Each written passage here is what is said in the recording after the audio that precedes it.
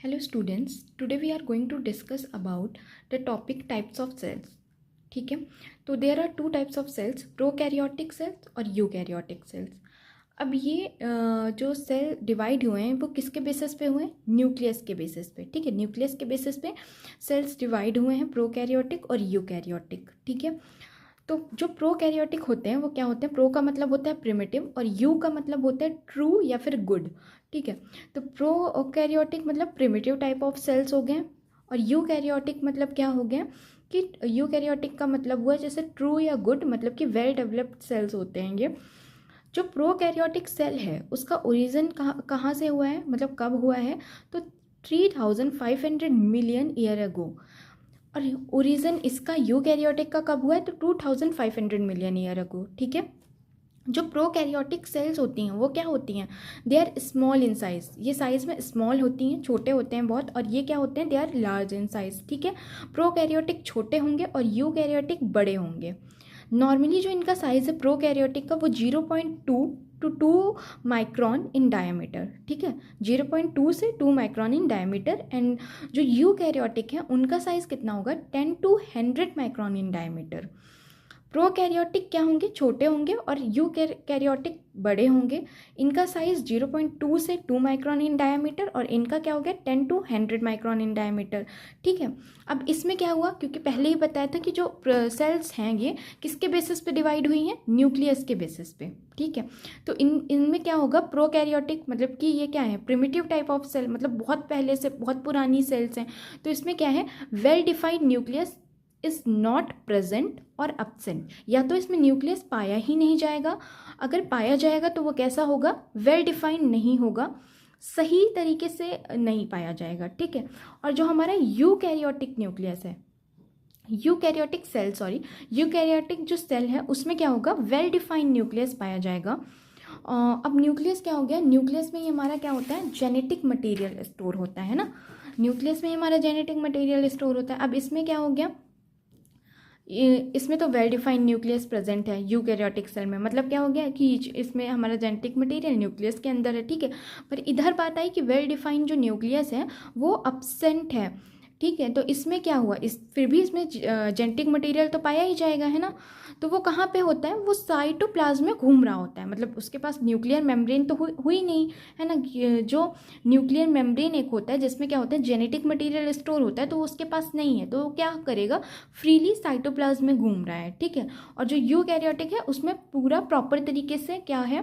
हमारा वो nucleus present है. जैसे कि अब मान लिया कि ये हमारी एक सेल हो गई. ठीक है, ये क्या हो गया? प्रोकैरियोटिक मान लिया और इससे क्या मान लिया? यूकैरियोटिक. ठीक है, अब इसमें क्या हो गया? इसमें क्या हो गया? ये सेंटर में हमारा क्या हो गया? न्यूक्लियस हो गया. अब इधर कोई न्यूक्लियस वगैरह है ही नहीं, तो साइटोप्लाज्म कहाँ घूम रहा है? मतलब जेनेटिक मटेरियल कहाँ पे है? कहीं पे भी साइटोप्लाज्म में पूरा घूम रहा है वो, है ना. तो ये हो गया. अब सेकेंड नेक्स्ट पॉइंट इसका क्या है? Membrane bound organelles are absent. ठीक है, और इसमें क्या होगा? Membrane bound organelles are present. Prokaryotic में मेम्ब्रेन बाउंड ऑर्गेनल्स नहीं पाए जाएंगे और यूकैरियोटिक में मेम्ब्रेन बाउंड ऑर्गेनल्स पाए जाएंगे. मेम्ब्रेन बाउंड ऑर्गेनल्स कौन से हो गए? जैसे हमारा माइटोकॉन्ड्रिया हो गया, ईआर हो गया मतलब एंडोप्लाज्मिक रेटिकुलम हो गया, गोल्जी बॉडी हो गया, लाइसोसोम हो गया. तो ये सब क्या हो गए?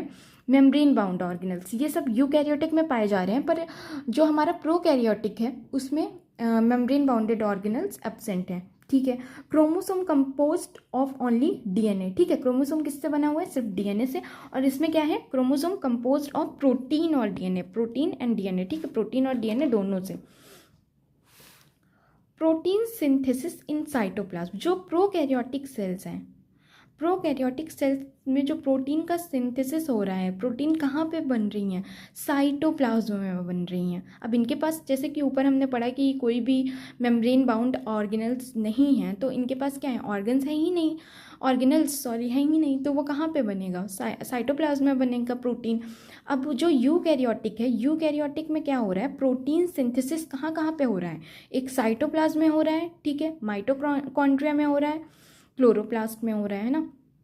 माइटोकॉन्ड्रिया में हो गया, साइटोप्लाज्म में हो गया, क्लोरोप्लास्ट में हो गया। माइटोकॉन्ड्रिया को क्या सेमी ऑटोनोमस ऑर्गन भी बोलते हैं। क्यों बोलते हैं? क्योंकि ये अपनी रिक्वायरमेंट्स जो होती हैं वो खुद से ही पूरा करती है, जैसे कि वो खुद ही प्रोटीन फॉर्म कर रही है ना, तो इसी तरह क्लोरोप्लास्ट हो गए। अब जो हमारा प्रोकैरियोटिक होता है उसमें क्या होता है, 70S राइबोसोम होता है। प्रोकैरियोटिक में क्या होगी, 70S राइबोसोम। राइबोसोम के बारे में भी हम आगे जब सेल्स के ऑर्गेनल्स पढ़ेंगे तो उसमें डिटेल में जानेंगे कि राइबोसोम क्या होते हैं, ठीक है। और ये यूकैरियोटिक में क्या है, 80S राइबोसोम पाया जाएगा, ठीक है। तो इसमें 70S और इसमें 80S। अब ये हमारा हो गया सेल डिवीज़न। कहाँ पे हो रहा है, जो प्रोकैरियोटिक सेल्स हैं उसमें cell division occurs through binary fission, ठीक है। बाइनरी फिजन के थ्रू हो रहा है, जैसे कि मैंने पिछली वीडियो में दिखाया था कि जो अमीबा है उसमें कैसे हो रहा है, एक सेल से दो डॉटर सेल बन रही हैं, है ना। तो उसी तरीके से क्या हो रहा है कि प्रोकैरियोट्स में क्या हो रहा है कि बाइनरी फिजन के थ्रू सेल डिवीज़न हो रहा है, ठीक है। अब जो सेल डिवीज़न यूकैरियोट्स में हो रहा है वो कैसे हो रहा है, cell division occurs by mitosis, ठीक है। ये हम कहाँ पढ़ेंगे, सेल साइकिल और सेल डिवीज़न में, ठीक है, कि सेल डिवीज़न किसके थ्रू हो रहा है यूकैरियोटिक में, बाय माइटोसिस। तो माइटोसिस भी आपका हम पढ़ेंगे इसी यूनिट में, थर्ड चैप्टर है वो, इसी यूनिट का थर्ड चैप्टर है, ठीक है। तो ये हमारा हो गया कि टाइप्स ऑफ सेल्स, प्रोकैरियोट्स क्या होते हैं, यूकैरियोट्स क्या होते हैं। अब आगे नेक्स्ट वीडियो में हम देखेंगे सेल मेम्ब्रेन क्या होते हैं और प्लाज्मा मेम्ब्रेन।